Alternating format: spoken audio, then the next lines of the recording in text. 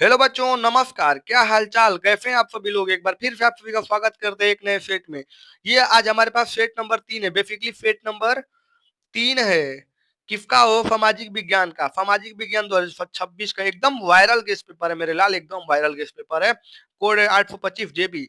और यहाँ पे मैं जहां तक मुझे उम्मीद है कि यहाँ पे 80% क्वेश्चन 80% क्वेश्चन एकदम सेम टू सेम यहीं से आएंगे। ठीक है, तो ज्यादा समय न लेते हुए आज के इस सेशन को स्टार्ट करते हैं। ठीक है, क्योंकि आप लोग का टाइम बहुत इंपॉर्टेंट है मेरे लाल। ये सब निर्देश उर्देश है, सब पढ़ लीजिएगा पहले से ही पेपर में जाने से पहले, ताकि आपका 15 मिनट एक्स्ट्रा बच जाएगा। ठीक है, तो बाबू यहाँ पे देखो हमारे पास दे रखा है सवाल। नेक्स्ट सवाल, अच्छा सवाल, एकदम मस्त सवाल, लाजवाब सवाल। ठीक है, तो ये लाजवाब सवाल हमारे पास दिया हुआ है। तो ये क्या कह रहा है, फ्रांस की क्रांति कब हुई थी। और ये मेरे लाल ये फर्स्ट शिफ्ट में, किसमें, फर्स्ट सेट में, फर्स्ट सेट में ये सेम क्वेश्चन आया था। फ्रांस की क्रांति कब हुई थी, बताइए आप लोग, फ्रांस की क्रांति कब हुई थी। तो ये मेरे बाबू एकदम मस्त अच्छे से एकदम चला जाएगा ऑप्शन बी, 1789 ईस्वी में। ठीक है, नेक्स्ट क्वेश्चन कह रहा है आनंद मठ उपन्यास के लेखक कौन थे।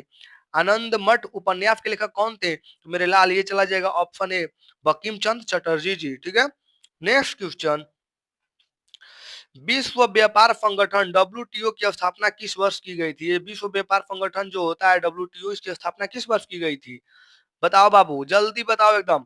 तो ये हो जाएगा ऑप्शन डी, 1995 में। कब हुई थी, 1995 में। नेक्स्ट क्वेश्चन, नेक्स्ट क्वेश्चन जो हमारे पास चौथा वाला दिया हुआ है, कह रहे ज्योतिबा फुले ने कौन सी पुस्तक लिखी थी। तो देखो यार, मैं क्या बताऊं आप लोगों को, 3 सेट, ये तीसरा सेट है और तीनों सेट में एकदम, ये तीनों सेट में क्वेश्चन आया था। बस फर्क क्या था, पहले सेट में भी दिया था गुलामगिरी किसकी लेखक है, रचना है, और दूसरे में भी सेम दिया था। लेकिन यहाँ पे क्या कर दिया, ज्योतिबा फुले ने, ज्योतिबा फुले ने कौन सी पुस्तक लिखी थी। तो ज्योतिबा फुले ने एकदम मस्त तरीके से, अच्छे तरीके से एकदम गुलामगिरी को लिखा था। किसको लिखा था, गुलामगिरी को। पांचवा सवाल कह रहा है सत्ता के क्षैतिज विवरण से क्या तात्पर्य, किसके, सत्ता के क्षैतिज विवरण से आप क्या तात्पर्य है, बताओ बाबू। अब हमको सत्ता के क्षैतिज विवरण से क्या तात्पर्य हो सकता है। तो जो सत्ता होता है कैसे कैसे बटा रहता है, सत्ता की संघीय वितरण ना, ये तो गलत है। ऑप्शन बी, सत्ता का अलगाववादी वितरण नहीं, कार्यपालिका, व्यवस्थापिका तथा न्यायपालिका के बीच सत्ता का बंटवारा, ये एकदम हमारे क्या हो जाएगा, एकदम करेक्ट हो जाएगा, ऑप्शन सी। नेक्स्ट क्वेश्चन देखेंगे बाबू, छठवां सवाल दे रखा है निम्नलिखित में से कौन संघीय राज्य नहीं है। तो यहाँ पे हमारे पास ऑप्शन डी हो जाएगा, जम्मू कश्मीर। क्या हो जाएगा, ये जम्मू कश्मीर। ठीक है बाबू, जम्मू कश्मीर हो जाएगा। नेक्स्ट क्वेश्चन देखेंगे सातवां, धर्म धर्मनिरपेक्ष राज्य में, धर्मनिरपेक्ष राज्य में ये क्या होना चाहिए सातवां का, बताओ। धर्म का कोई स्थान नहीं होता है, एकदम सही। एक राष्ट्र एक धर्म में विश्वास किया जाता है, ये भी सही। केवल बहुसंख्यक वर्ग को धर्म को मान्यता मिलती है।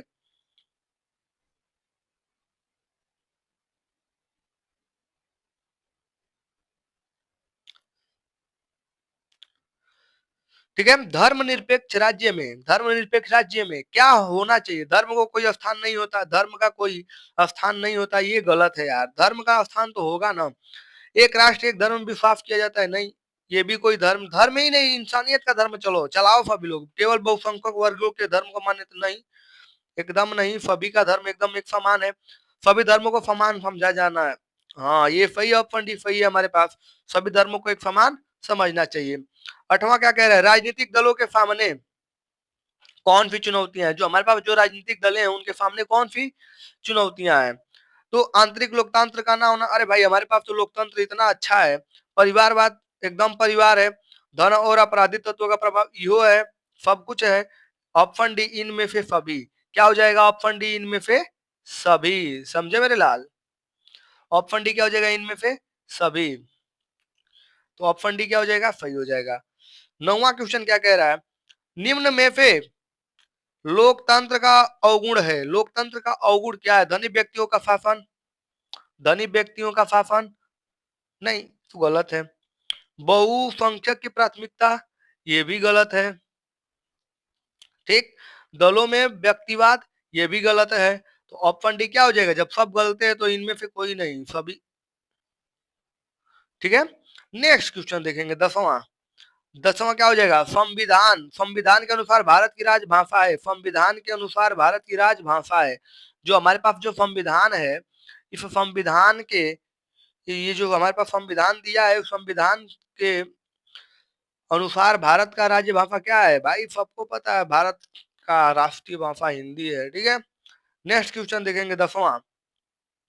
कह रहा है कौन सा उद्योग चूना पत्थर, कौन सा उद्योग चूना पत्थर को कच्चा माल के रूप में प्रयुक्त करता है, कौन सा उद्योग है वो बताओ तो तनी हमको।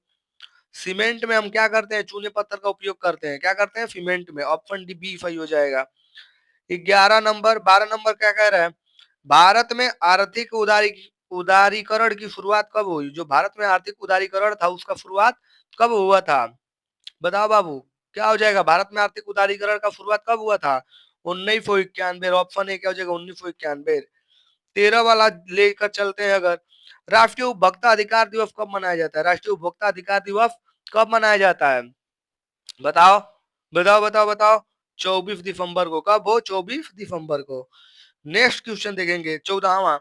लौह अयस्क किस प्रकार संसाधन है, लौह अयस्क किस प्रकार का संसाधन है, जो लौह अयस्क होता है किस प्रकार का संसाधन होता है, ये होते हैं अनवीकरणीय, अनवीकरणीय योग्य, अनवीकरणीय योग्य। एक बार जो ये फॉर्म खत्म हो जाएंगे तो ये दोबारा मिलेंगे नहीं ना जी। 15वां क्या कह रहा है, निम्नलिखित में से कौन सा राज्य तांबा का मुख्य उत्पादक करता है, तांबा सबसे ज्यादा कहाँ उत्पादित होता है बताओ। तो ऑप्शन ए क्या हो जाएगा हमारे पास, मध्य प्रदेश में। 15वां क्वेश्चन दे रखा है बाबू, वो था मध्य प्रदेश। 16वां क्वेश्चन कह रहा है निम्नलिखित में से, निम्नलिखित में से कौन सा व्यक्ति अर्थव्यवस्था के प्राथमिक क्षेत्र से संबंधित है, शिक्षक नहीं भाई, तो काला ऊंचा करके चलने वाला, व्यापारी ये तो सेकंड वाला, डाकिया भाई योग काला ऊंचा करने वाला, तो मछुआरा क्या हो जाएगा, ये प्रकृति से, प्रकृति से ले रहा है, मछली का पालन कर रहा है, मछली मार रहा है, तो प्रकृति से जुड़ा हुआ है, तो प्राथमिक क्षेत्र में कौन आ जाएगा, मछुआरा। नेक्स्ट 17वां सवाल दे रखा है सूचना का अधिकार नियम अधिनियम कब लागू हुआ था, तो ये मेरे बाबू मेरे लाल 2005 में हो गया था, कब हो गया था, 2005 में। 17वां हो गया। 18वां क्या कह रहा है, निम्नलिखित में से किस राज्य में बांधवगढ़ राष्ट्रीय उद्यान अवस्थित है, बताओ किसमें हो। तो ये ऑप्शन ए हमारे पास क्या हो जाएगा, मध्य प्रदेश सही हो जाएगा। ठीक है, नेक्स्ट क्वेश्चन देखेंगे कपास की खेती के लिए निम्नलिखित में से, कपास की खेती में सॉरी कपास की खेती के लिए निम्नलिखित में से कौन सी मिट्टी उपयुक्त होती है, जो हमारे पास कपास उगाया जाता है उसके लिए कौन सी मिट्टी का उपयोग किया जाता है, ऑप्शन सी काली मिट्टी का। और इस तरह पे मेरे पास लास्ट क्वेश्चन आ जाएगा निम्नलिखित में से किस वर्ष बांग्लादेश ग्रामीण बैंक की शुरुआत हुई थी, बांग्लादेश में। ठीक है, बांग्लादेश ग्रामीण बैंक की शुरुआत कब हुई थी, बताओ बताओ बताओ बताओ। नहीं बताया हो तुम लोग को तो हम बताते हैं, दिख भी नहीं रहा होगा तुम लोगों को तो, हाँ नहीं दिख रहा है ना।